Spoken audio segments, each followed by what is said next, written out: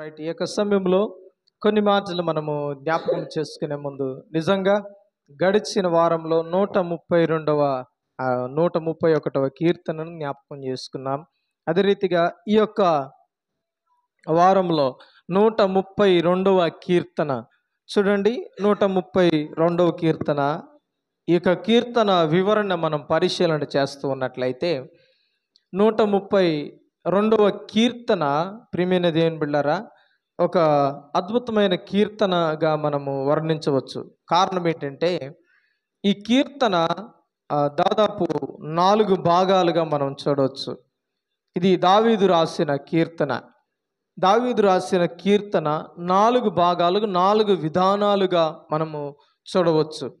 చాలా విశ్లేషణ పూర్వకంగా దీన్ని చదివితే చాలా గొప్ప విషయాలు మనకు కనపడుతున్నాయి. నిజంగా ఈ 132వ కీర్తన ప్రియమైన దేవుని బిడ్డలారా దావీదు జీవితంలో కలిగి ఉన్నవన్నీ కూడా దీంట్లో చాలా క్లుప్తంగా వివరణాత్మకంగా కనపడతాయి. కాబట్టి ప్రియమైన దేవుని బిడ్డలారా ఈ దినాన ఈ కీర్తనలో కొన్ని విషయాలు మనం నేర్చుకోవడానికి ప్రయత్నం చేద్దాం. నిజముగా ప్రియమైన దేవుని బిడ్డలారా దావీదు ప్రారంభిస్తూ ఉన్నాడు. ఈ కీర్తన ఎలా ప్రారంభిస్తున్నాడంటే, యెహోవా దావీదునకు కలిగిన బాధలన్నిటినీ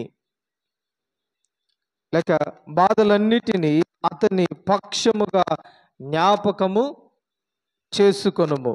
చూడండి, ఇక్కడ ఈ కీర్తన విషయంలో ప్రియమైన దేవుని బిడ్డలారా మొదటి నుండి దావీదు యొక్క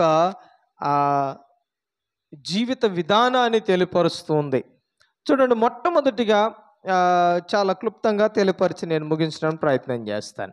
చూడండి, మొట్టమొదటిగా 18 వచనాలు దీంట్లో ఉన్నాయి. 18 వచనాలలో మొదటి వచనం నుండి 5వ వచనం వరకు మనం పరిశీలనగా చేస్తే, చూడండి 5వ వచనం వరకు పరిశీలనగా చూస్తే ప్రియమైన దేవుని బిడ్డలారా ఏంటి అంటే దావీదు యొక్క భక్తి లేకపోతే దావీదు యొక్క ప్రమాణము, అంటే దేవునితో ప్రమాణము చేస్తున్న విధానం కనపడుతుంది. దేవునికి స్తోత్రం. ఏం కనపడుతుందండి? దావీదు తన భక్తిని కనపరుస్తూ దేవునితో చేసే ప్రమాణము, అంటే ప్రియమైన దేవుని బిడ్డలారా దేవుని కోసం నేను ఏదైనా చెయ్యాలి అనే ఉద్దేశాన్ని చెప్తూ ఏమన్నా అంటాడంటే, దేవుని కొరకు నేను ఒక నివాస స్థలాన్ని ఏం చేస్తాను? నిర్మిస్తాను. దేవుడు ఉండడానికి లేకపోతే దేవుడు దాంట్లో నివాసం చేయడానికి నేను ఒక నివాస స్థలాన్ని దేవుని కొరకు సిద్ధపరుస్తాను అని తెలియపరుస్తూ ఉన్నాడు. దాంట్లో ఈ 5 వచనాల్లో కనపడే విషయాలను నేను మీకు తెలియపరుస్తున్నాను. చూడండి, దావీదుకు ఒక కోరిక ఉంది. ఏం కోరిక? దేవుని కొరకు ఒక నివాస స్థలము నేను సిద్ధపరచాల. దేవుని కోసం నేను ఒక స్థలాన్ని ఏం చేయాలి? నిర్మించాలా అనే ఉద్దేశంతో రాస్తున్న కీర్తన మనకు కనపడుతుంది. చూడండి, ఇక్కడ అంటూ ఉన్నాడు 3వ వచనములో, యాకోబు యొక్క బలిష్ఠునికి మ్రొక్కుబడి చేసేదను లేక చేసి ఉన్నాను అని మాట్లాడుతున్నాడు. దేవునితోనే ఒక మొక్కుబడి చేశాడు. ఏంటి? మనం కూడా కొన్ని మొక్కుబడులు చేస్తాం. మనం కూడా కొన్నిసార్లు మొక్కుతాం.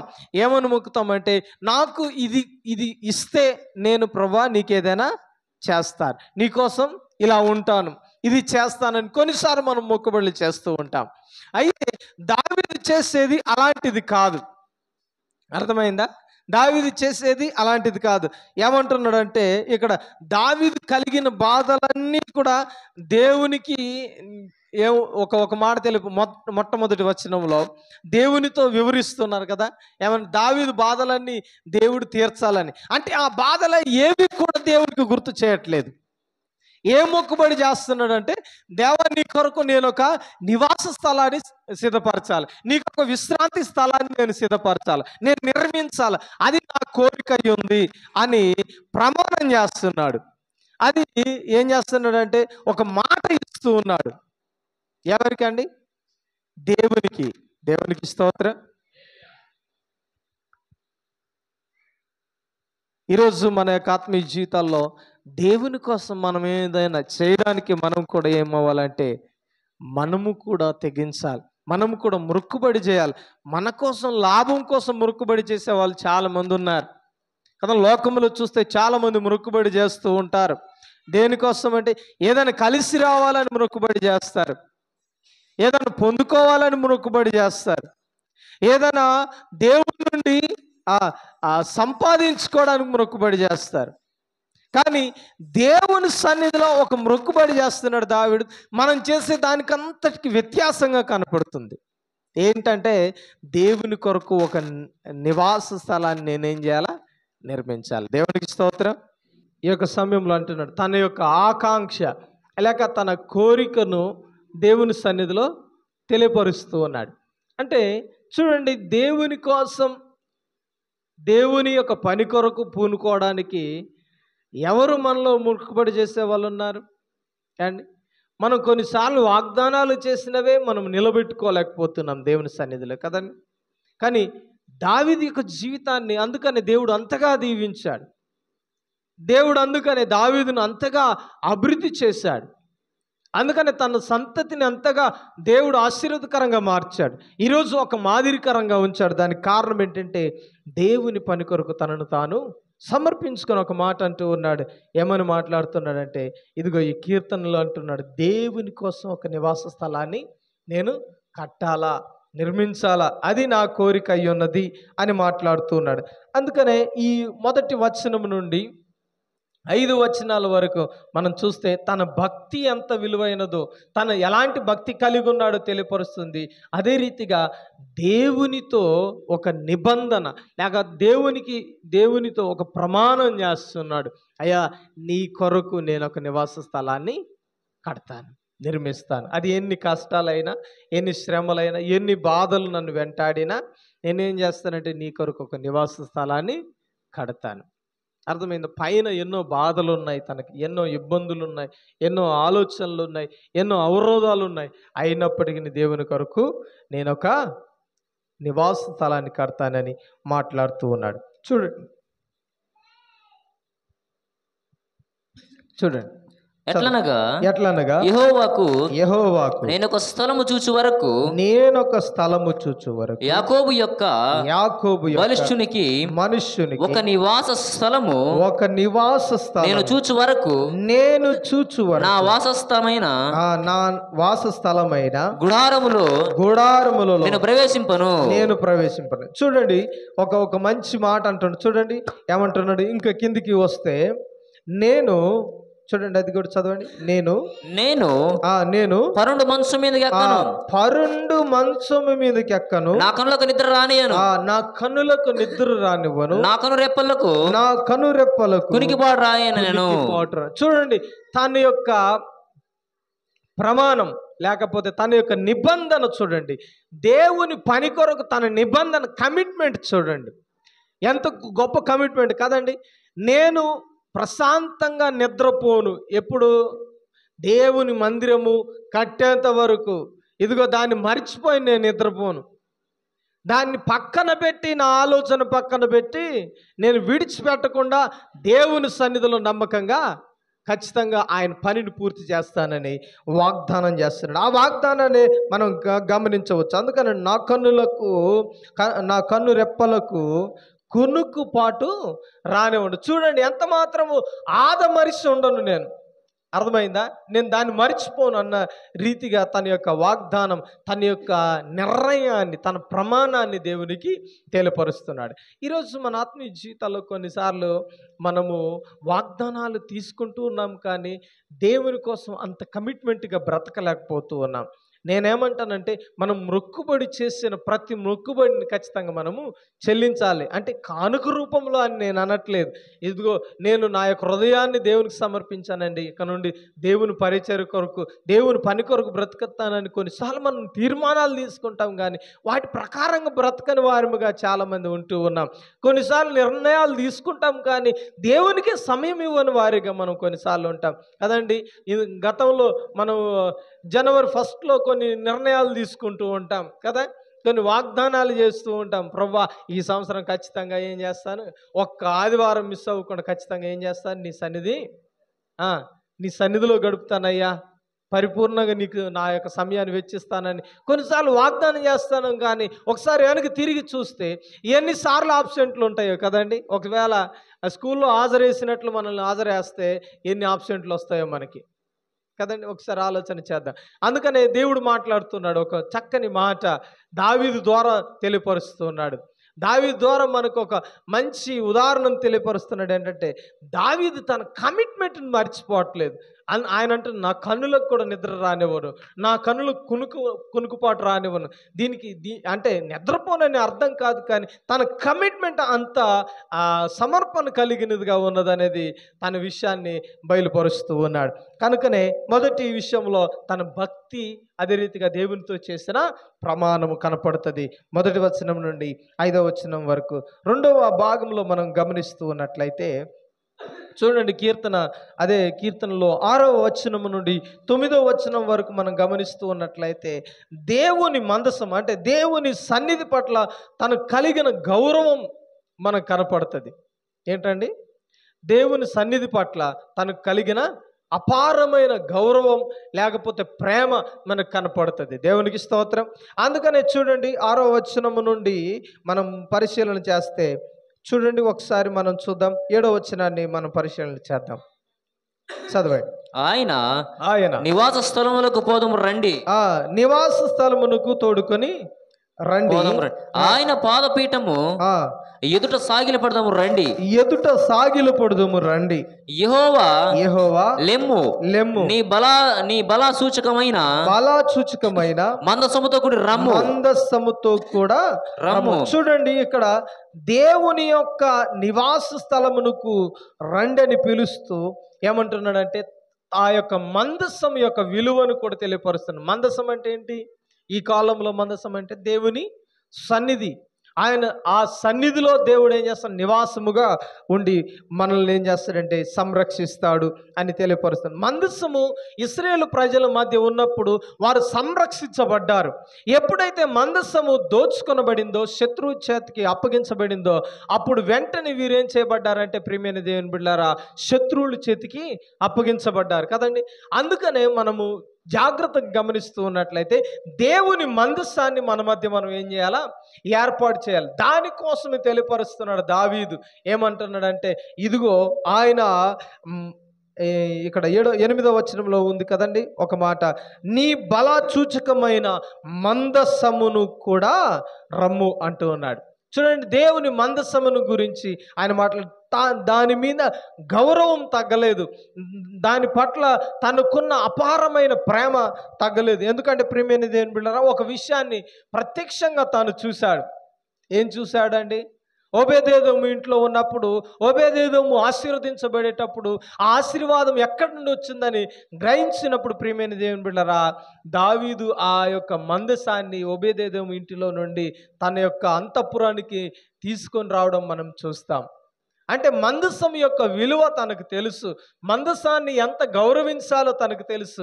అందుకని ఆ మందసాన్ని ఎక్కడ పెట్టాలో దానికి ఒక నివాస స్థలాన్ని ఏర్పాటు చేయడానికి దావీదు ఇదిగో ఇక్కడ అంటూ ఉన్నాడు. అందుకనే దేవుని నిబంధన మందసాన్ని సియోనులోనికి తీసుకొని రావడానికి ప్రియమైన దేవుని బిడ్డలారా ఆ సందర్భాన్ని గుర్తు చేస్తూ ఉన్నాడు. దేవునికి స్తోత్రం. ఏ సందర్భాన్ని గుర్తు చేస్తున్నాడండి? సియోనుకు తీసుకొని రావడానికి, ఆ యొక్క సియోనులో పెట్టడానికి ఆ విధానాన్ని తెలియపరుస్తున్నాడు ప్రియమైన దేవుని బిడ్డలారా.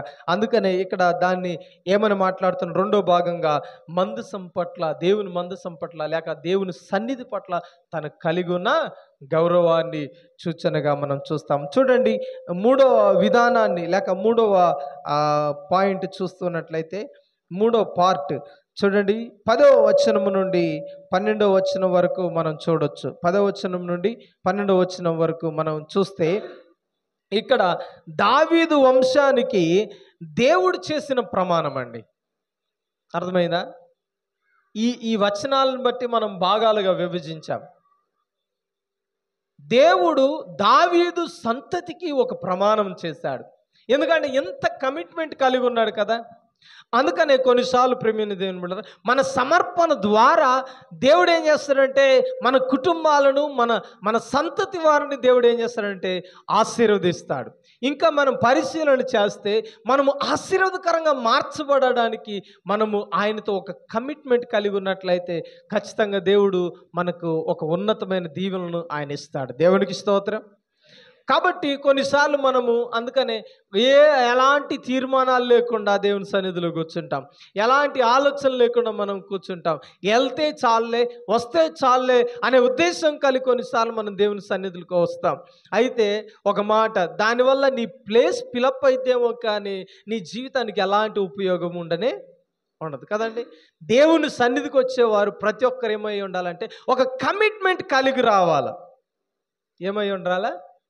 ఒక కమిట్మెంట్, ఒక సమర్పణ కలిగి రావాలా.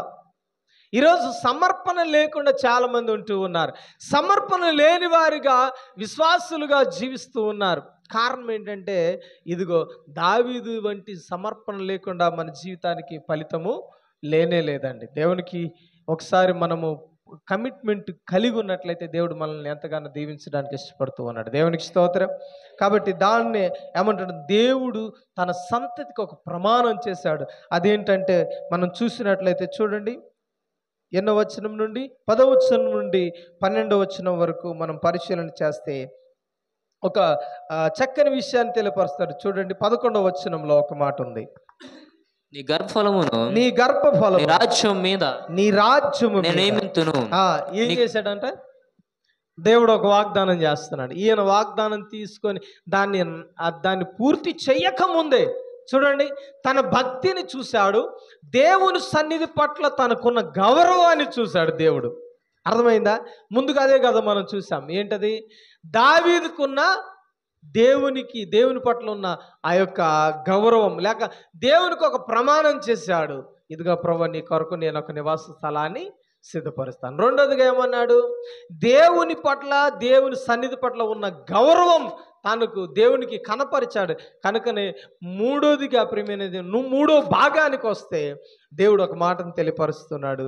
తన యొక్క సంతతి వారికి ఒక ప్రమాణము చేస్తున్నాడు. ఏంటి ఆ ప్రమాణము? ఇదే కదండి, నీ గర్భఫలమును నీ రాజ్యము మీదికి నేనేం చేస్తున్నాను?